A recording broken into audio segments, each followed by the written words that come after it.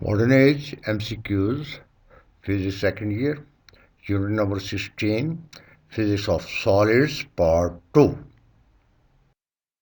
The FCC unit cell is composed of option A, 2 atoms, option B, 8 atoms, option C, 9 atoms, option D, 14 atoms. The key is 14 atoms. Therefore, the correct option is D. Reason. In a face-centered cubic cell, FCC unit cell, one atom is at each corner of the cube and one is at the center of each face of the cube. Therefore, there are 8 atoms at 8 corners and 6 atoms on 6 faces.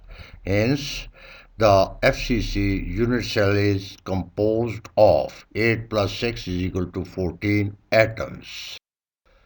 A BCC unit cell contains option A, 2 atoms, option B, 8 atoms, option C, 9 atoms, option D, 14 atoms. The key is 9 atoms. Therefore, the correct option is C. Reason. In a body-centered cubic cell, BCC unit cell, one atom is at each corner of the cube and one is at the center of cube. Therefore, there are 8 atoms at the 8 corners and one at the center of the cube. Hence, a BCC unit cell contains 8 plus 1 is equal to 9 atoms. The Hooke's law is applicable to elastic solids. It is option A, ratio of strain to stress, option B, product of strain and stress, option C, ratio of stress to strain, option D, change in shape of body. The key is ratio of stress to strain. Therefore, the correct option is C. Reason. The ratio of stress to strain for an elastic body is called elastic modulus and it is also known as Hooke's law. Hence, Hooke's law is the ratio of stress to strain. The SI drive unit, Newton per square meter, is the unit of option A, strain, option B, gravity, option C, volume, option D, stress. The key is stress. Therefore, the correct option is D. Reason. The stress is a force acting on unit area of a body and it is measured in Newton per square meter. Hence, the Newton per square meter is the unit of stress. Which one of the following will be dimensionless? Option A, strain, option B, gravity, option C, volume, option D, stress. The key is strain. Therefore, the correct option is A. Reason. The unit of gravity is Newton. The unit of volume is cubic meter. And stress is Newton per square meter. The strain is the ratio of change in size to the size of the body. The ratio of same physical quantities is dimensionless. Hence, the strain is dimensionless. The elastic modulus is the ratio of stress to strain. The number of moduli for elastic solids is option A 2, option B 3, option C 4, option D 5.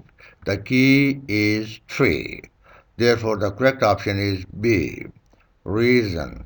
The number of moduli for elastic solids is number 1, Young modulus Y, number 2, shear modulus S, and number 3, bulk modulus B. Hence, the number of moduli for elastic solids is 3. The name of stress in rigidity modulus is option A, contact stress, option B, shear stress, option D, tensile stress, option D, volume stress.